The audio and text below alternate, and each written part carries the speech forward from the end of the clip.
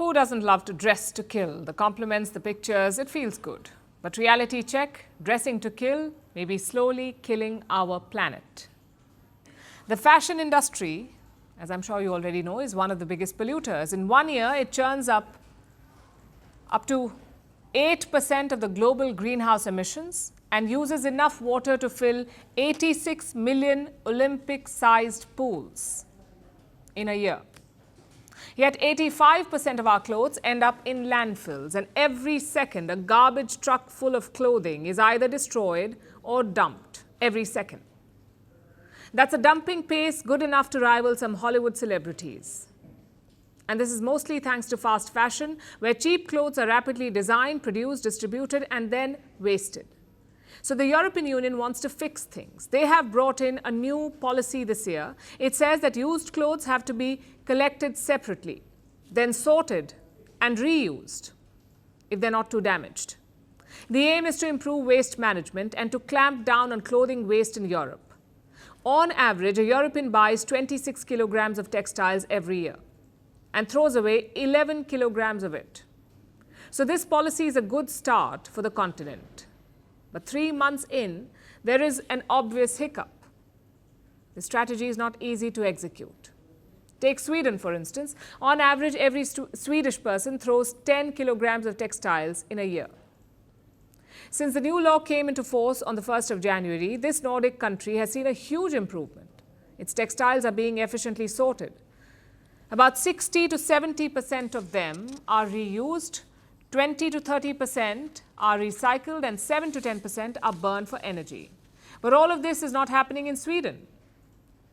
With the new policy, this country is practically drowning in discarded clothes. It lacks the infrastructure to process them, so majority of the waste is being exported to Lithuania, where clothes are sorted, reused, and burned. Because this Baltic nation, Lithuania, has the infrastructure to do it. And this is not an isolated case. Most of Europe faces the same problem. It has a limited capacity to sort or recycle clothing waste, and with the new policy, only about a third of the textile waste is collected separately. So much of it is still being jettisoned into landfills in poorer countries. For decades now, this has been the go-to strategy for wealthy nations, not just in Europe, but also in North America. Around 13 million tons of textile waste is produced every year in Europe. And in the US, this number stands at 17 million tons. A bulk of this is poured into Asia, South America, and Africa on a daily basis. I'll give you an example. 15 million garments are dumped in Ghana every week. They have so much textile waste, they have a word for it. It translates to dead white man's clothes.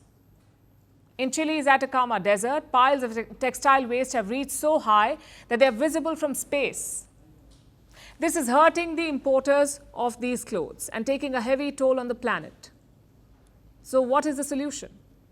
Experts suggest a two-pronged approach. The first is better waste management and credit where it's due. The European Union is moving in the right direction. It is clamping down on waste. But it's also too little, too late.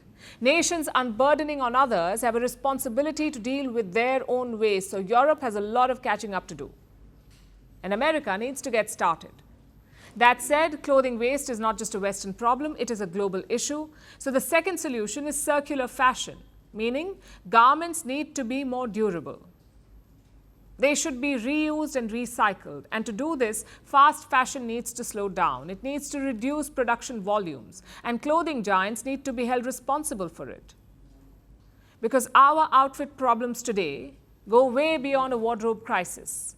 Fast fashion is a global policy issue. And about time, our regulation catches up with it. Greeting you with aloha and namaste. I love India. Presence, occupation of a territory by another country pertains to India, what we saw in Kashmir. The Prime Minister Modi. How do you see Trump's America? Yes, the current administration behaves differently from the previous administration.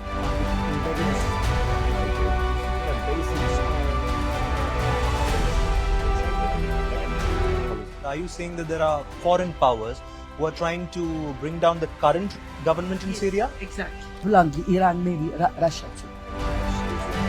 Alternative Prime Minister Modi committed to South-South, cooperation. Not over 50%. Is Ukraine prepared to pay the price for that peace? No compromises at the cost of territorial integrity and sovereignty.